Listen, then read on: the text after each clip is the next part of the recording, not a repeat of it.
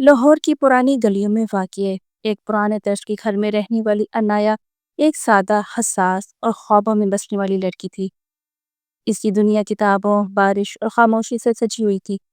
اس کی سب سے بڑی خواہش تھی کہ وہ ایک دن اپنی محبت سے ملاقات کرے، وہ محبت جو فلموں، ناولوں اور خوابوں میں دیکھی جاتی ہے۔ دوسری طرف شہریار ایک خوش مزاج، خود اعتماد اور تھوڑا سا مغرور سا نوجوان تھا، جو لندن میں تعلیم حاصل کر کے واپس آیا تھا۔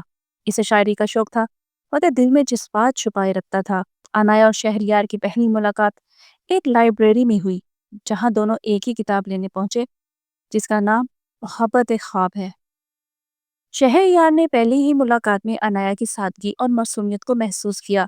دونوں کا شوق ایک جیسا تھا، ادب، بارش، خاموشی۔ ملاقاتوں کا سلسلہ بڑھا اور پھر ایک دن وہ لمحہ آیا جب شہریار نے کہا، انایا، تم میری نظموں کی روشنی ہو، کیا تم میری زندگی کا بھی حصہ بن سکتی ہو؟ انایا نے مسکرا کر خاموشی اختیار کی، اور یہ خاموشی اس کی رضا تھی۔ محبت پروان چڑھ رہی تھی، مگر قسمت کو کچھ اور ہی منظور تھا۔ شہریار کے خاندان نے اس کی شادی اپنے کسی قریبی رشتہ دار سے طے کر دی۔ اس فیصلے نے شہریار کو توڑ کر رکھ دیا، مگر اس نے انایا سے وعدہ کیا، اگر تم میرا انتظار کرو میں سب کچھ بدل دوں گا۔ انایا نے آنکھوں میں آنسو لے کر سر ہلا دیا۔ وقت گزرتا گیا، شہریار کو دباؤ میں آ کر شادی کرنی پڑی۔ وہ دل سے کبھی انایا کو بھلا نہیں پایا، لیکن عملی زندگی نے اسے قید کر لیا۔ انایا نے کبھی کسی اور کا سوچا تک نہیں۔ اس نے شاعری شروع کر دی، اور وہ ہر نظم میں شہریار کا نام چھپا دیتی۔ 15 سال بعد ایک مشاعرے میں انایا اور شہریار دوبارہ ملے۔ انایا اب مشہور شاعرہ تھی، اور شہریار ایک خاموش سامعین۔ جب اس نے انایا کی نظم سنی، جس میں وہ ساری کہانی چھپی تھی، تو وہ رو پڑا۔ مشاعرے کے بعد وہ اس کے پاس آیا اور کہا، تم آج بھی وہی ہو جسے میں نے کبھی نہیں کھونا چاہا۔ انایا کی آنکھوں میں نمی تھی، اور اس نے کہا، محبت کبھی نہیں مرتی، بس وقت میں چھپ جاتی ہے۔ شہریار اب تنہا تھا، اور انایا بھی۔ دونوں نے فیصلہ کیا کہ اب وقت کو دوبارہ ضائع نہیں کریں گے۔ ان کی محبت نے ایک نیا جنم لیا، جو پختہ، خاموش اور بے حد گہرا تھا۔ انایا اور شہریار کی دوبارہ ملاقات نے ان کے دلوں میں وہ ساری یادیں تازہ کر دی جو کبھی دفن ہو چکی تھیں۔ مگر محبت کی راہ میں صرف فاصلے ہی نہیں، ماضی کی تلخیاں بھی آڑے آتی ہیں۔ شہریار کی بیٹی زید کو یہ بات بالکل گوارا نہیں تھی کہ اس کا باپ ایک بار پھر محبت کے راستے پر چلے۔ وہ انایا سے بدظن ہو گیا، اور اسے لگا کہ وہ اس کے خاندان کو توڑنے آئی ہے۔ انایا نے شہریار سے کہا، میں تمہیں دوبارہ کھونا نہیں چاہتی، لیکن کسی کے دل میں زخم پیدا بھی نہیں کر سکتی۔ شہریار نے جواب دیا، محبت اگر زخم بنے تو وہ محبت نہیں ہوتی۔ میں سب کچھ سنبھال لوں گا، بس تم میرا یقین قائم رکھنا۔ وقت کے ساتھ زید نے انایا کو سمجھنا شروع کر دیا۔ اس نے وہ سب نظمیں پڑھی جو اس کی ماں کے بعد شہریار کے دل کا حال بیان کرتی تھیں۔ ایک دن وہ انایا کے پاس آیا اور کہا، آپ نے میرے والد کے دل کو وہ روشنی دی ہے جو برسوں سے بجھی ہوئی تھی۔ اگر ان کے چہرے پر مسکراہٹ آپ کی وجہ سے ہے تو پھر میں بھی آپ کا ساتھ دوں گا۔ یہ وہ لمحہ تھا جب محبت نے ایک نئی نسل کا دل بھی جیت لیا۔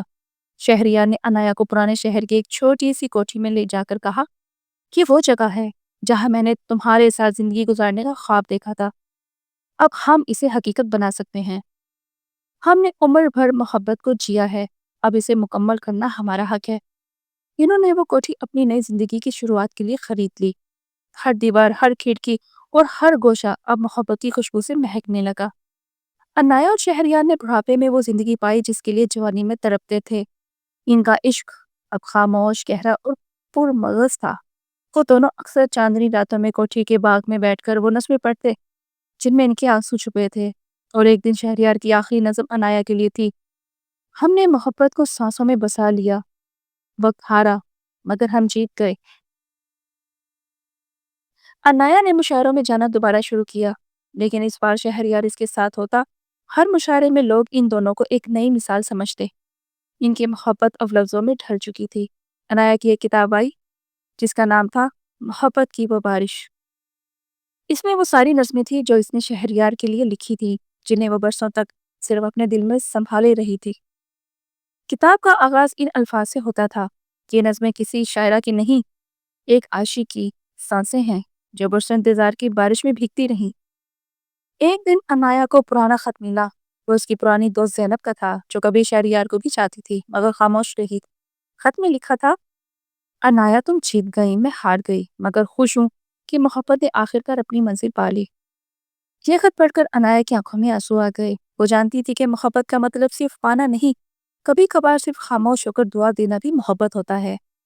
شہریار اور انایا نے مل کر ایک ادبی کیفے کھولا، لفظوں کی بارش، جہاں نوجوان لکھاری، شاعر اور خواب دیکھنے والے جمع ہوتے، محبت پر گفتگو کرتے، شاعری سناتے اور زندگی کو محسوس کرتے۔